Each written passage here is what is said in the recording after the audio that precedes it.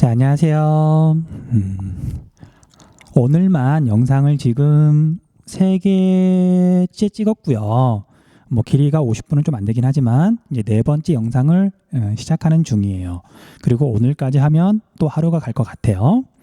사실 이 정도쯤 되면 뭐 여러분들 실교시 느낌하고 비슷하다고 생각하면 될 것 같아요. 피곤하고요. 정신도 조금 몽롱하고 퇴근할 생각만 하고 있는 거죠.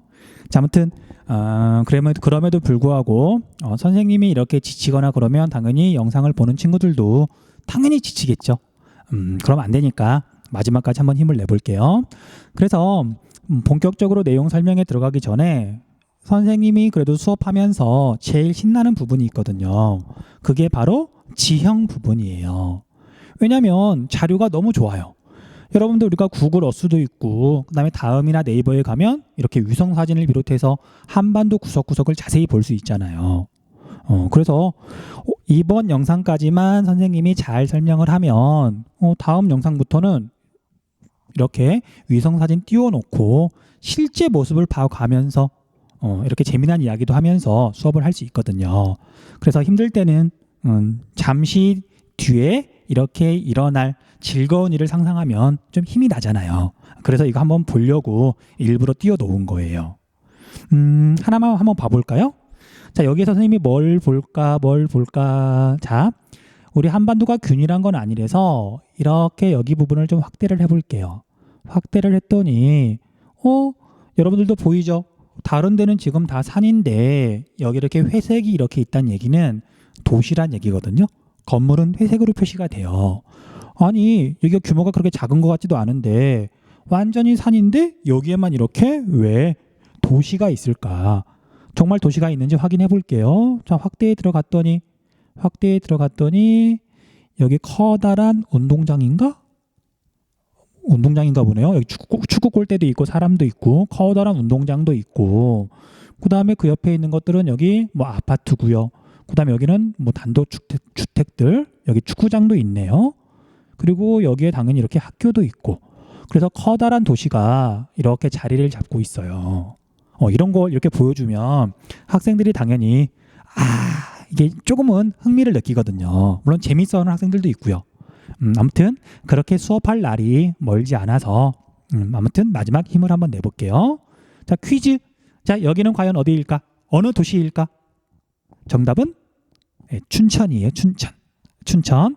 자, 춘천이 그래서 시험에 굉장히 자주 나오는데 단순 암기하기보다는 이렇게 이미지로 보고 나면 기억도 훨씬 오래 가고 나름 재밌으니까 여러분들도 다음 시간 영상부터는 좀 기대를 해도 괜찮아요. 자, 다음 시간을 기다리며 이제 이번 시간 마무리를 한번 해볼게요.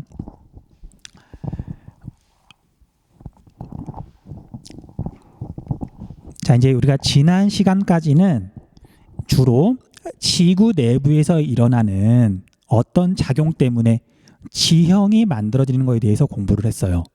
큰 힘을 받아서 뭐 산맥이 만들어지고 단층 작용이 일어나고 뭐 화산 활동이 일어나고 융기하고 침강하고 그런 걸 공부했었죠. 하지만 지형이라고 하는 건 그런 큰 힘만 작용해서 만들어지는 건 아니에요.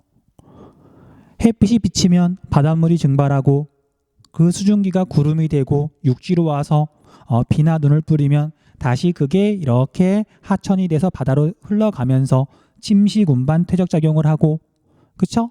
그 다음에 또 이렇게 물이 얼고 녹으면 부피가 변하잖아요. 그래서 바위 틈에 들어간 물이 얼면서 바위 틈을 벌리고 녹으면서 더 스며들고 이게 되풀이되면 바위가 깨지기도 하고, 그래서 지형이 바뀌는 데에는 이런 지구 내부의 큰 힘 말고요. 이제 지구 외부에 있는 태양 때문에 바뀌기도 하거든요. 자, 그래서 이번 시간에 정리할 내용은 바로 이런 태양 때문에 바뀌는, 뭐 구체적으로는 기후 때문에 바뀌는 어떤 지형 형성 작용에 대해서 이야기를 할 거예요. 네, 아무튼 최대한 또 자세히 친절하게 설명을 한번 해볼게요. 자, 먼저 기후 변화와 지형 발달이라고 돼 있는데, 자, 제일 처음에 나오는 말이 신생대 제4기의 기후 변화라는 말이 나오죠. 자, 쉽게 말하면 여러분들 빙하 시대가 있었다는 건 알고 있죠. 빙하 시대. 그리고 빙하 시대가 한 번이 아니었다는 것도 혹시 알아요? 자, 신생대 제4기에만 현재까지 뚜렷하게 관측할 수 있는 것만, 관측이라기보다는 이렇게 그 결과를 알 수 있는 것만 4번의 추운 시기가 있었고요. 기온이 낮았던 시기. 그럼 기온이 낮았다가 올라갔다가 낮았다가 올라갔다가 낮았다가 여러 번 되풀이 돼서 이제 오늘날이 된 거예요. 자, 그리고 자, 이제 우리가 정확하게 알 수 있는 것만 최근에 4번이고요. 중생대, 고생대 그때도 당연히 기후 변화는 있었어요. 하지만 그건 역시 너무 옛날이라 우리가 다루지 않는 거고요. 그리고 신생대에 일어난 이런 기후 변화, 여러 차례의 기후 변화 중에서도 가장 마지막에 있었던 추웠던 시기와 그 다음에 기온이 올라가는 시기, 오늘날만 다룰 거예요.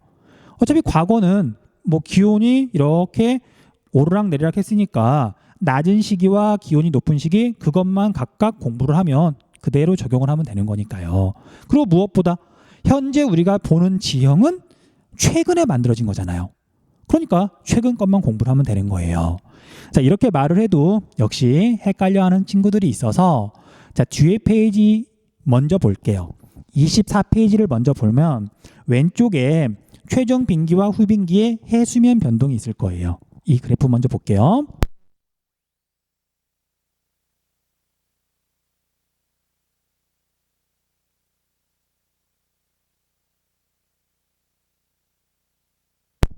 자, 어려운 그래프는 아니에요.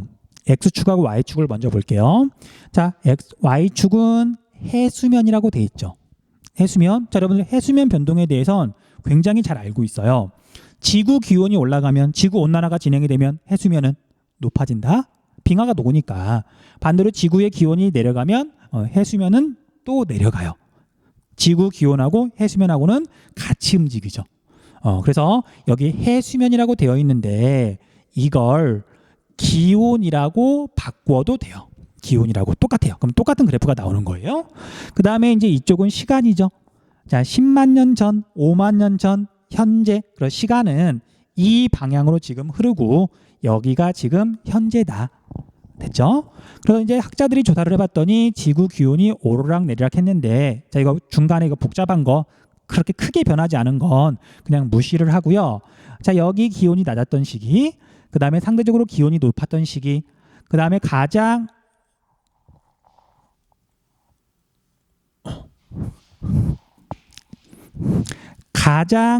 최근에 기온이 낮았던 시기, 그 다음에 기온이 이렇게 올라가 가지고 오늘날 이렇게 4개만 조금 이야기를 해볼게요. 됐죠? 자, 기온이 낮았던 이 시기를 뭐라고 부르냐면요, 빙기라고 불러요. 빙하 시대, 빙기, 얘도 빙기예요. 그리고 이 과거에도 빙기가 여러 번 더 있었어요. 하지만 여기까지만 그린 거고, 그리고 실제로는 여기는 의미가 없어요. 이것만 다루면 돼요. 자, 그런데 이제 이 빙기를 그냥 빙기라고도 하지만 빙기가 여러 번 되풀이 됐는데 그 중에 마지막에 있었던 빙기다. 그래서 교재나 아니면 우리 기출 문제에서는 최후 빙기라고 표현을 해요. 최후 빙기 중에 마지막 빙기다. 됐죠? 그래서 얘는 추웠던 시기, 기온이 낮았던 시기. 그에 비해서 기온이 상대적으로 높은 시기를 빙기와 빙기의 사이는 얘는 기온이 더 높은 거죠. 추운 것과 사이니까. 자, 그래서 얘는 뭐라고 표현하냐면요, 빙기 앞에 글자가 하나 붙어요. 간빙기. 사이 간자, 빙기와 빙기의 사이다. 인간, 사이 간자를 쓰잖아요. 그래서 간빙기는 기온이 높은 시기를 말해요. 자, 그런데 그러면 오늘날은 최후 빙기가 끝나고 무려 해수면이 100m 이상, 거의 120m 정도 이렇게 쭉 왔는데 그리고 여기에 나타나 있지 않지만 대략 6,000년 전에는 이미 오늘날만큼 해수면이 올라왔어요. 그건 나중에 어떤 자료가 나오면 다시 한번 설명하도록 할게요. 자, 아무튼 그래서 오늘날도 기온이 높은 시기예요. 근데 오늘날을 뭐라고 표현할까? 기온이 높은 건 간빙기인데 지금 간빙기일까요? 우리 미래는 알 수 없죠. 알 수 없기 때문에 자, 만약에 얘가 이렇게 내려갔다가 다시 올라갔다 이게 되풀이 되면 먼 미래의 사람들은 오늘날 2020년쯤을 간빙기라고 표현할 수도 있겠죠. 하지만 우리는 미래를 알 수 없고 어떻게 될지도 모르고 그러다 보니까 오늘날은 빙기가 끝난 다음이다. 빙기는 추운 시기, 빙기가 끝났으니까 기온이 올라간다는 뜻이죠. 그래서 오늘날을 후빙기라고 말을 해요. 후빙기. 빙기 다음이다. 여기서 말하는 빙기는 최후 빙기를 말하는 거고요. 됐죠? 그런데 이제 우리가 후빙기는 엄밀히 말하면 기온이 올라가는 시기니까 이 과정을 말하는 거예요. 이 과정, 기온이 올라가는 시기, 빙기가 끝난 시기. 하지만 뭐 이렇게 변해가는 걸 비교하는 건 좀 애매하니까 후빙기라 그러면 보통은 오늘날을 말해요. 오늘날. 특히 한국 지리에서는 현재라고 생각하면 돼요. 현재. 중요하니까 써줄까요? 자, 후빙기는 현재의 다른 표현이다. 됐죠? 됐죠? 그래서 시험 문제에서는 이 그래프를 제시하고서 여기를 가라고 하고요. 그 다음에 여기를 나라고 하고서 가와 나의 상대적인 특징을 많이 비교해요. 많이 비교해요. 자, 그래서 이 부분에 대해서는 다시 앞으로 넘어갈게요. 앞에 표로 정리가 되어 있어요.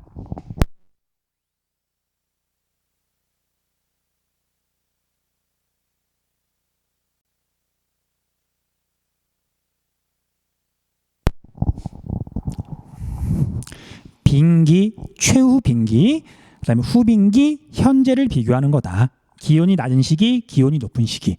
자, 참고로 최후 빙기하고 오늘날하고 기온을 이렇게 비교하면 대략 8에서 10도씨 정도 차이가 났대요. 자, 아마 틀림없이 여러분들 중에 일부는 에게 그럴 거예요. 8에서 10도면 별거 아닌 것 같은데. 자, 하지만 평균 기온이 8도에서 10도면 진짜 어마어마한 차이예요. 자, 얼마만큼 차이가 나는 거냐면요. 현재 4월 24일 현재 평균 기온하고 대략 6월 말 막 여름 시작될 때 있잖아요. 그때 평균 기온 차이예요. 만약 차이가 난다면. 그러니까 봄이냐 아니면 정말 여름이냐 거의 그 정도 차이가 나는 거예요. 또는 겨울이냐 봄이냐 어마어마한 차이인 거죠. 그렇죠? 자, 아무튼 그래서 빙기랑 후빙기를 이렇게 좀 비교를 하면 첫 번째 기후를 보면 여기는 당연히 한랭하고 이쪽은 상대적으로 온난하죠. 그리고 뒤에 붙어 있는 건조 수뷰는 이렇게 생각하시면 돼요. 자, 한랭하면 바닷물이 잘 증발할까 별로 안 할까요? 바닷물에서 수증기가 별로 증발하지 않아요. 별로 증발하지 않으니까 내리는 비도 적을 거고 공기 중에 수증기가 적으니까 건조한 거죠. 그 다음에 온난하면 바닷물이 잘 증발하고 수증기가 많고 비도 많이 내리고 온난 수변하다고 말을 하는 거예요. 됐죠? 뭐 상대적인 개념이에요. 그 다음 해수면은 굳이 이야기하지 않아도 되겠죠.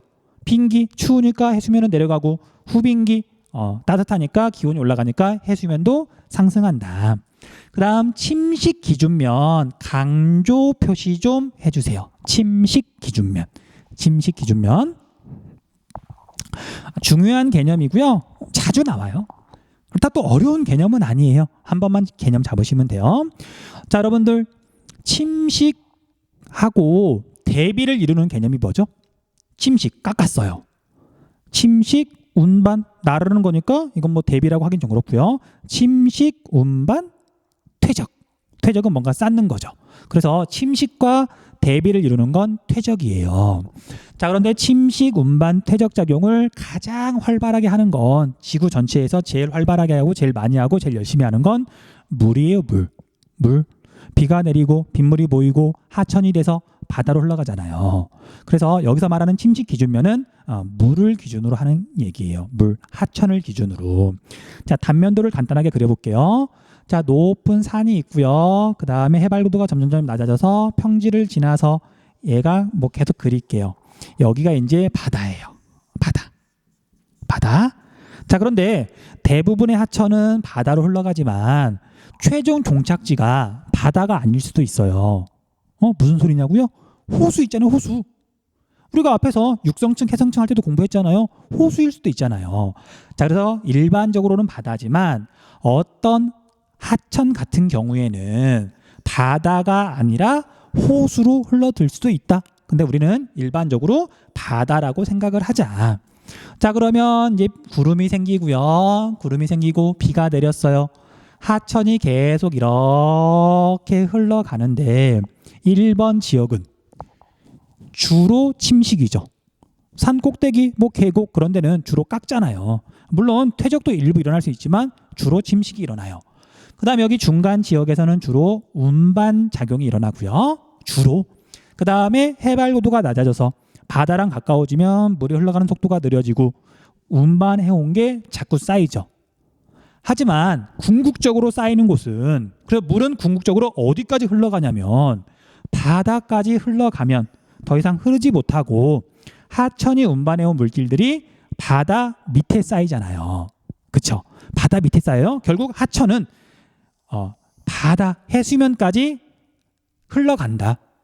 그래서 자, 이렇게 단면도를 그리다 보니까 지금은 이렇게 선으로 나타나지만 해수면이니까 면이잖아요. 면. 해안선이 이렇게 있으면 당연히 바다 면이잖아요. 자, 이 면을 기준으로 여기보다 낮은 곳은 무조건 퇴적이에요. 퇴적. 바다 밑에서 침식이 일어나긴 쉽지 않아요. 바닷물이 엄청 빨리 밑에서 흐르거나 그러진 않거든요. 자, 그에 비해서 여기 해수면보다 높은 곳에서는 주로 침식이 일어나죠. 침식이. 자, 과장해서 생각하면 안 돼요. 자, 여기 하류 지역에서는 퇴적이 일어나지 않겠느냐. 자, 물론 여기보다 높아도 퇴적이 일어날 수도 있어요. 하지만 궁극적으로 물은 바다까지 흘러가니까, 입자가 되게 작은 건 쌓이지 않고 바다까지 가니까 그렇게 생각을 하셔야 돼요. 그래서 침식 기준면은 바다까지 흘러가는 일반적인 하천의 침식 기준면은 해수면이고요. 그 다음에 어떤 하천이 바다가 아니라 호수로 흘러간다. 그러면 호수의 호수의 수면이 그 하천의 침식 기준면이 되는 거예요. 됐죠? 자, 그럼 다시 아까 본문으로 돌아갈게요. 자, 그래서 침식 기준면이 기온이 내려가면 하강한다고 돼 있죠. 여기서 말하는 침식 기준면은 일반적인 하천을 말하는 거예요. 일반적인 하천은 바다로 흘러가니까 침식 기준면하고 해수면하고 여기서는 지금 같은 거죠. 자, 그 다음에 기온이 올라가면 침식 기준면은 상승한다. 알고 있으시면 되고요. 그 다음에 여기 풍화 작용 별표 좀 해주세요. 풍화.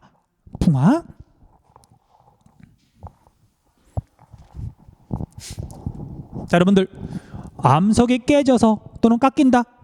그걸 나타내는 개념이 뭐죠? 침식. 그럼 풍화는 뭐죠? 풍화.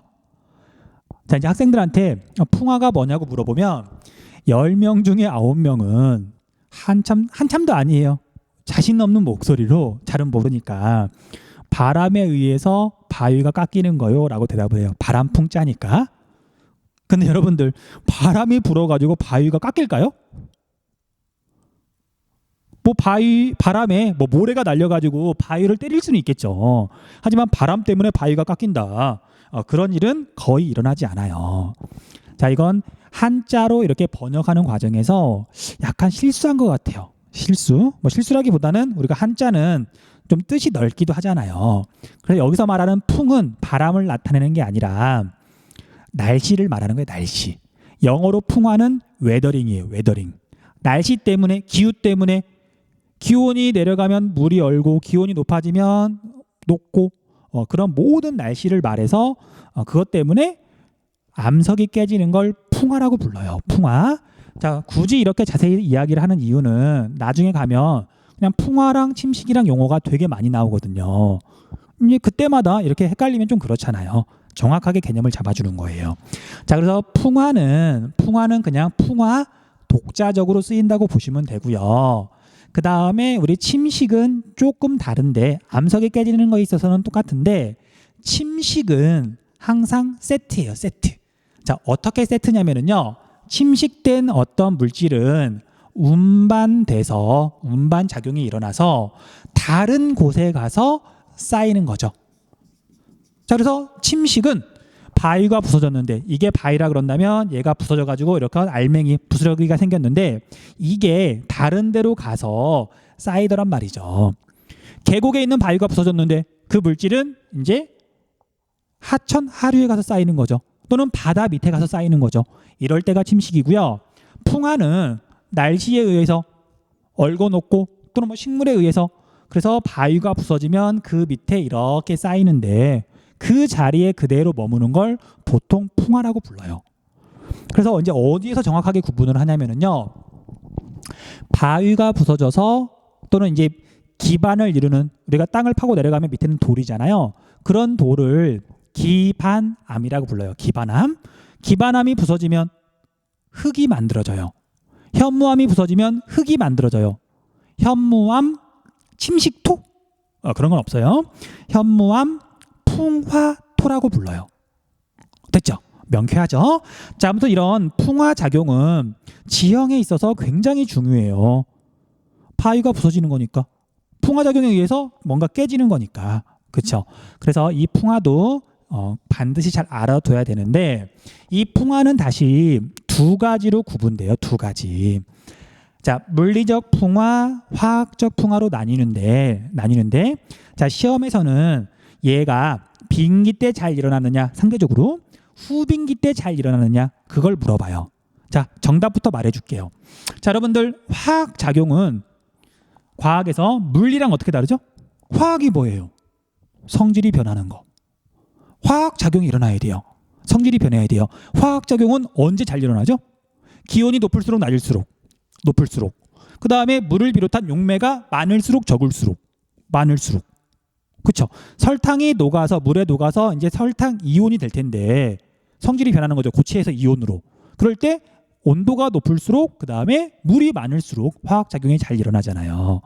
그래서 화학적 풍화는 암석이 성질이 바뀌면서 암석 자체가 바뀐다기보다는 암석을 이루고 있는 물질이 성질이 이제 바뀌는 거예요. 뭐 물에 녹는다든지 그런 식으로 이런 화학적 풍화는 온난 수균한 기온이 높고 물이 많을수록 상대적으로 잘 일어난다.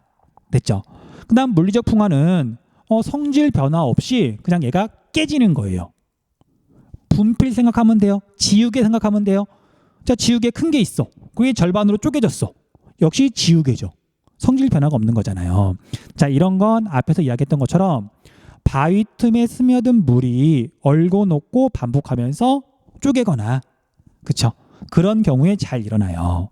그래서 얘는 상대적으로 약간 춥고 건조할수록 바꿔 말하면 화학작용이 잘 안 일어나면 상대적으로 물리적 풍화가 더 활발하게 일어나는 거죠. 상대적인 개념이에요. 자, 이때 빙기 때 물론 화학작용이 일어나요. 이때 물론 물리적 풍화작용 일어나요. 하지만 상대적으로 물리적 풍화작용이 우세하다 그랬잖아요. 이것만 일어나는 게 아니라 우세라 그랬잖아요. 기억 잘 해두세요. 자, 그 다음에 여러분들 자료에 따라서는 기계적 풍화라는 말을 쓰기도 해요. 기계적 풍화. 물리적 풍화를 말하는 걸까요? 화학적 풍화를 말하는 걸까요? 기계적이다. 딱딱 맞아 떨어진다. 물리적 풍화의 다른 말이에요. 기계적 풍화와 물리적 풍화는 같은 말이다. 됐죠? 됐죠? 자, 이제 여기에다가 딱 두 가지만 더 설명하고 페이지를 넘길게요. 자, 빙기랑 후빙기랑 비교하는데 해발고도 가끔 물어봐요. 해발고도. 한 지점에 해발고도가 어떻게 달라지느냐. 자, 물이 이렇게 있어요. 바닷물이 이렇게 있어요. 그 다음에 이렇게 섬이 있다고 한번 생각을 해볼게요. 섬이. 자, 그러면 이게 지금 현재 오늘날 후빙기라 그런다면 해발고도는 여기에서부터 바다에서 출발해가지고 여기까지의 높이가 지금 해발고도죠. 그렇죠? 근데 만약에 이제 빙기가 되면 지구의 기온이 낮아지면 바닷물의 높이가 내려가요. 그러면 해발고도는 어떻게 돼요? 여기에서부터 이렇게 재겠죠. 그래서 해발고도는 자, 이때는 높아진다. 높아진다. 바닷물이 내려가니까 침식 기준면이 내려가니까 그 다음에 이때는 해발고도가 상대적으로 낮아진다. 그렇게 이야기하면 돼요. 됐죠? 자, 그 다음에 하나 더. 하천의 길이를 가끔 물어봐요. 하천의 길이. 그걸 다른 말로 하천유로라고 말을 해요. 흐를 유자, 길 노자. 하천이 흐르는 길. 그냥 하천 자체라고 보시면 돼요. 자, 하천이 흐르는 길은 어떻게 될까? 자, 여러분들 바닷물이 하강하면 육지는 넓어지죠. 그래서 지금은 만약에 내가 한강물이에요. 한강물인데 요만큼 와가지고 이제 여기가 오늘날 해안선이에요. 여기까지 오면은 이제 서해 바다인데 지구의 기온이 내려가서 바닷물이 내려가니까 육지가 여기까지 넓어졌어요. 이런 미안해요. 여러분들 지금 이렇게 찍는데 여기까지는 보이겠구나. 보이겠네요. 자, 그래서 지구의 기온이 내려가면 한강물이 원래는 이렇게 흐르다가 여기에 오면 이제 바다였는데 지구의 기온이 내려가서 육지가 넓어지면 여기까지 가야 이제 바다에 도착한단 말이에요. 하천의 길이가 빙기 때는 길어진다. 자, 그래서 하천의 유로가 빙기 때는 확장된다고 말을 해요. 확장. 자, 그에 비해서 후빙기가 되면 확장의 반대말 하천 유로가 축소된다 라고 말을 하는 거예요. 자, 이건 말로 했는데 다음 페이지에 보면 그림으로 쉽게 이렇게 나타내고 있거든요. 넘겨볼게요. 자, 왼쪽에 있는 이 지도부터 볼게요. 자, 하나하나. 현재는 바다이나 최종 빙기에는 육지였었다. 그 다음에 여기는 현재의 육지죠. 하얀 부분. 자, 그러면 이 하얀 부분 가장자리 이게 오늘날 해안선이잖아요. 그쵸? 그리고 여기 약간 음영, 진한 부분 말고 옅은 부분, 여기는 그때나 지금이나 빙기 때나 후빙기 때나 현재나 계속 바다인 부분이에요. 그래서 여기는 이제 최후 빙기 때는 육지였던 곳이에요. 그럼 이제 우리가 그것도 알 수 있어요. 여기 지금 이렇게 이 경계선은 수심이 대략 120m쯤 되는구나. 여기 왼쪽에 있는 그래프에서 최후 빙기 때는 오늘날에 비해서 해수면이 120m 정도 낮았잖아요. 그러니까 여기에 있는 이 선은 오늘날로 치면 수심이 120m쯤 되는 정도인 거죠. 됐죠? 자, 그래 보세요. 자, 오늘날에는 한강물이 이렇게 흘러서 여기서 끝나는 거예요. 하지만 최후 빙기 때는 여긴 또 최종 빙기라 그랬네요. 같은 말이에요. 최후 빙기, 최종 빙기. 그리고 최종 빙기 때는 최후 빙기 때는 흐르고 흘러서 여기에서 끝나는 거잖아요. 하천의 길이가 훨씬 길어지는 거죠. 됐죠? 뭐 어려운 내용은 아니에요. 자, 그래서 시험 문제에서는 이거 자주 나왔었거든요. 여기를 뭐 가라 그러고요. 뭐 여기를 나라 그러고 이제 뭐 가와 나의 이제 특징을 물어보는 거예요. 기온이 높았던 시기와 낮았던 시기의 어떤 차이점. 앞에서 했던 거 그대로 물어보는 거예요. 넘어가시면 돼요. 자, 이제 마지막으로 여기 오른쪽에 있는 이 그림을 설명하면 끝나는데, 자, 여러분들이 좀 많이 어려워하더라고요. 정신 차리셔야 돼요. 실제로는 되게 쉬운데 갈피를 못 잡으면 완전히 헤매요. 되게 쉬운 내용인데. 자, 역시 선생님만 믿고 따라오세요.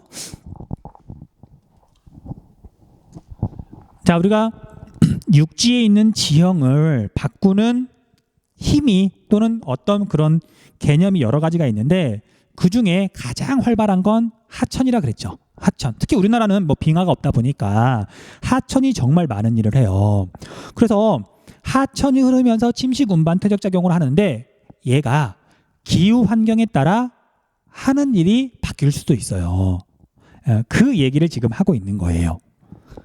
자, 일단 개념은 잡으셨죠? 자, 설명 볼게요. 자, 이제 이 그림을 봤더니 여러분들이 헷갈리는 것부터 잡아줄게요. 자, 후빙기 우리 이해했죠? 최종 빙기 이해했죠?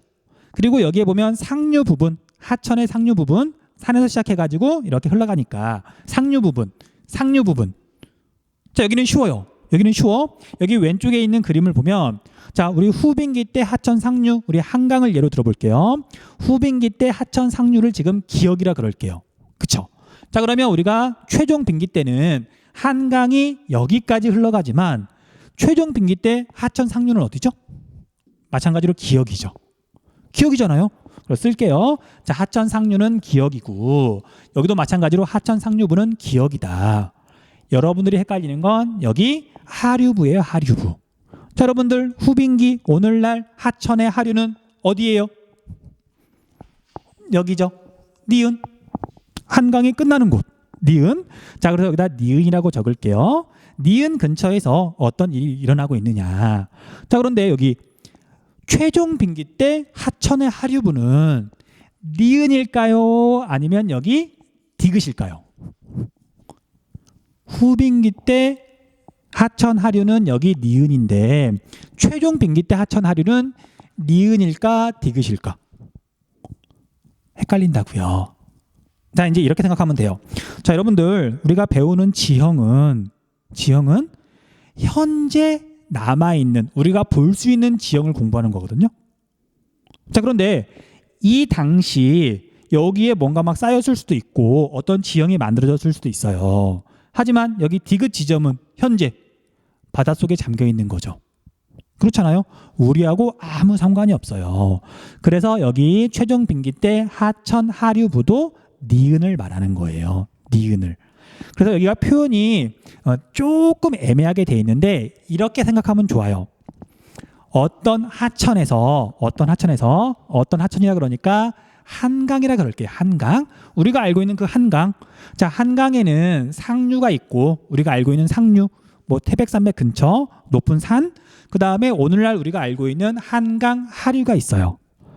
자, 상류하고 하류는 당연히 지형 형성 작용이 다른데, 근데 이제 얘가 한강이 우리가 알고 있는 한강이 기후 변화에 따라서 지형 형성 작용이 달라진다. 그래서 상류와 하류가 각각 최종 빙기 때하고 그다음 후빙기 때 어떤 지형 형성 작용이 일어나는지 그렇게 정리하는 거예요.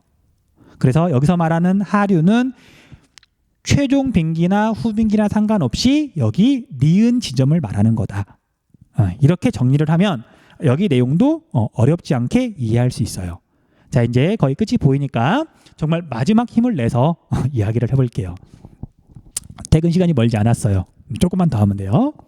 자, 우리 최종 빙기하고 그 다음에 후빙기 중에 어디를 먼저 할 거냐면요. 오늘날에 해당하는 후빙기를 먼저 이야기할 거예요. 후빙기. 자, 하천의 상류를 봤더니 자, 주변에 이제 해발고도가 높아요. 산이에요. 자, 산이 지금 그림이 그려져 있는 거고요. 근데 여기는 지금 나무가 되게 많죠. 기온이 높고 비가 상대적으로 많이 내리니까 온난 수변하니까 당연히 산에 나무가 많은 거예요. 됐죠? 그다음 산에 나무가 많은데 후빙기 오늘날에는 우리나라를 기준으로 물리적 풍화, 암석이 잘 깨질까요? 아니면 잘 안 깨질까? 자, 물이 얼고 녹고를 잘해야 암석이 잘 깨지는데 오늘날에는 기후가 대체로 온난해서 겨울에만 잠깐 이제 영하로 떨어지는 거잖아요. 그래서 산에 있는 바위가 잘 안 깨져요. 잘 안 깨져요. 그리고 일부 깨진다 하더라도 이 산에 있는 그 바위가 깨진 그 물질이 계곡, 물이 있는 곳까지 잘 안 내려와요. 왜? 산에 나무가 많으니까. 바위가 깨진 모래나 흙을 붙잡고 있는 거예요. 이해돼요? 자, 그래서 산 위에서 후빙기 때는 계곡 쪽으로 이렇게 밀려오는 흙이나 모래가 별로 없어요. 별로 없어요? 이해됐죠? 자, 그런데 이제 밀려오는 흙과 모래는 별로 없는데 온난 수변하니까 비는 지금 상대적으로 많이 내리고 있는 거거든요. 계곡에 물이 있어요. 물이 있는데 날라야 되는 흙과 모래는 거의 없고 그럼 이제 물이 흐르면서 계곡 바닥을 계속 깎는 거죠. 침식작용이 일어나는 거예요. 그래서 포인트는 오늘날 상류부는 침식작용이 일어난다. 산에서 내려오는 물질은 별로 없는데 바위가 별로 안 깨지기도 하고 산에 나무가 많으니까. 하지만 계곡에 물은 많은 편이다. 온난 수변하니까 비가 많이 내려서. 그래서 뭐라고 표현하냐면요. 하천 운반력이 강하다고 표현해요. 계곡에 물이 많으니까. 됐죠? 자, 그러다 보니까 하천이 흐르면서 계곡이 흐르면서 계곡의 바닥을 계속 깎아요. 그럼 계곡 바닥은 점점 낮아지겠죠. 그걸 표현한 게 바로 이거예요. 원래는 여기가 계곡 바닥에 물이 흐르는 곳에 해발 고도였으나 시간이 지나면 점점 하천이 바닥을 깎으면서 계속해서 높이가 낮아진다. 계곡이 계속 깊어진다. 그런 뜻이에요. 자, 이제 여기서 조금 어려운 말, 지형 용어를 써볼게요. 물이 흐르는 실제 그 지점의 강바닥 있죠. 강바닥을 뭐라고 부르냐면 하상이라고 불러요. 하상. 하천할 때 하예요. 자, 상은 잠자리, 우리가 누워서 자는 잠 있잖아요. 잠자리를 말하는데 방 바닥을 말하는 거예요. 하천의 바닥, 하천이 흐르고 있는 그 지점의 높이, 바닥, 그걸 말하는 거예요. 그래서 후빙기의 하천 상류에서는 하상이 낮아진다고 표현해요. 약간 올드한 표현인데 혹시 모르잖아요. 내년도 수능에서 하상이라는 용어가 또 나올지, 그래서 설명해 주는 거예요. 자, 여러분들 이렇게 복잡하게 설명했지만 이건 알잖아요. 오늘날 하천 상류 계곡에 가면 침식작용이 활발해요, 아니면 퇴적작용이 활발해요? 오늘날 계곡에 갔더니, 자, 우리 계곡에 갔더니 뭐 모래나 흙이 잔뜩 쌓여 있어요, 아니면 바위가 드러나 있어요? 바위가 드러나 있죠. 그래서 이 과정을 이해하면 좋겠지만 잘 모르겠다, 그냥 오늘날 후빙기, 오늘날 하천 상류에 가면 침식작용이 활발하다, 강바닥이 자꾸 낮아진다, 그렇게 정리해도 돼요. 됐죠? 자, 하류를 봤더니 자, 이렇게 와가지고 이렇게, 그림이 좀 애매하게 돼 있네요. 자, 이거 좀 무시하고, 자, 이렇게 와가지고 오늘날 봤더니 이제 바다에 가까이 왔어요, 하천이. 그럼 당연히 경사가 완만해지면서 물이 흘러가는 속도가 느려지면서 입자가 조금 굵은 것들은 바다까지 다 운반 못하고 하천의 하류부 지역에 자꾸 쌓아둬요. 자꾸 쌓게 돼요. 하천 하류는 퇴적작용이 일어나는 거잖아요. 그래서 얘가 강 옆에도 쌓이기도 하지만 강 바닥에도 쌓이면서 자꾸만 강 바닥이 높아지기도 하거든요. 그래서 상류랑 반대로 오늘날 하천 하류는 퇴적작용이 일어나면서 하상이 상승한다, 그렇게 알고 있으시면 돼요. 뭐 실제로 그러고 있으니까. 자, 그러면 우리가 이제 최종 빙기 때는 오늘날이랑 완전히 반대가 돼요. 반대가. 자, 쉬운 거 부탁해요. 자, 최종 빙기 때 하천 하류를 보면 여기 아까 말했던 여기가 최종 빙기 때도 하천 하류죠. 그래서 오늘날에는 여기가 이제 바다랑 가깝지만 최종 빙기 때는 여기가 바다랑 멀어지고 해발 고도도 한 120m 정도 높아지는 거죠. 그래서 오늘날에는 하천 하류지만 최종 빙기 때는 사실 하천 하류가 아니라 거의 하천의 중상류가 돼버리는 거죠. 바다에서 멀어졌잖아요. 높이 에너지가 많아졌잖아요. 그러다 보니까 이렇게 하천의 그런 침식력이 강해서 자꾸만 바닥을 깎아요. 그래서 오늘날 서울 있죠, 서울 주변에 보면, 그러니까 한강 주변에 보면 지금 평평하잖아요. 자, 최종 빙기 때는 한강 주변이 평평한 게 아니라 서울을 지나는 한강이 아래쪽을 계속 깎아서 한 서울 근처에도 깊은 골짜기가 있었어요. 최종 빙기 때는. 그게 후빙기가 되면서 다 메워진 거예요. 신기하죠? 우리가 인생이 짧아가지고 이게 눈에 잘 안 보여서 그렇지, 지구라는 녀석은 굉장히 긴 시간 동안 끊임없이 어떤 일을 하고 있는 거예요. 자, 이제 마지막으로 최종 빙기 때 상류부 설명할게요. 상류부는 여기를 말하는 거예요. 자, 그림을 보면 이해하기 쉬울 거예요. 상류니까 산이 있는데 산에 나무가 없죠. 기온이 낮고 건조하니까 나무가 잘 안 자라요. 그리고 기온이 낮으니까 물리적 풍화는 잘 일어나요. 물이 얼고 녹고 자라니까. 그래서 산 위에서 바위가 되게 잘 부서지는데, 자, 그 부서진 물질이 식물이 없으니까, 풀이나 나무가 없으니까 계곡 쪽으로 마구마구 밀려와요. 중력에 의해서. 그런데 문제는, 자, 여기 계곡에 물이 많아요, 적어요? 별로 없죠. 한랭 건조하니까 비는 별로 안 내린단 말이에요. 산 위에서 막 물질은 어마어마하게 쏟아져 내려오는데 계곡에 물이 없네? 그러면 그 물질들은 계곡을 메우기 시작해요. 오늘날이랑 반대죠. 그래서 이 그림을 보면 원래 하천은 여기였지만 자꾸 계곡이 메워지다 보니까, 강바닥이 높아지다 보니까, 계곡 바닥이 높아지다 보니까 이렇게 지금 상승하는 걸 나타내는 거예요. 됐죠? 그리고 아까는, 자, 이렇게 원래 하천 바닥의 높이가 이만큼이었다면 여기 최종 빙기 때는 마치 하천의 중상류 지역 해발 고도가 120m가 넘어가게 되니까 아래쪽을 깎는 힘이 강해져서 강 바닥이 자꾸 낮아진다. 하천 옆으로 거대한 계곡 골짜기가 만들어진다. 그렇게 정리할 수 있는 거예요. 자, 조금 어렵게 느껴질 수도 있는데 그냥 여러분들 결과는 이렇게 기억하시면 돼요. 결과는 오늘날 후빈기 오늘날 하천 상류는 아까 이야기했던 것처럼 누가 봐도 침식. 강바닥이 자꾸 깎여요. 계곡이 자꾸 깎여요. 그 다음에 하류는 누가 봐도 퇴적. 서울 한강의 하류 지역인데 양옆이 평평하잖아요. 평야 지역이잖아요. 쌓여서 그런 거예요. 자, 그에 비해서 이제 최종 빈기가 되면 반대로 바뀐다. 침식은 퇴적으로, 여기 퇴적은 침식으로. 이렇게 최종 결과만 외우셔도 돼요. 하지만 원리가 그렇게 어려운 건 아니니까 한번 이해하려고 노력해 보세요. 자, 오늘은 여기까지 할 거고요. 선생님은 아까 말했던 것처럼 즐거운 마음으로, 가벼운 마음으로 집에 갈 거예요. 자, 다음 영상에서 봅시다.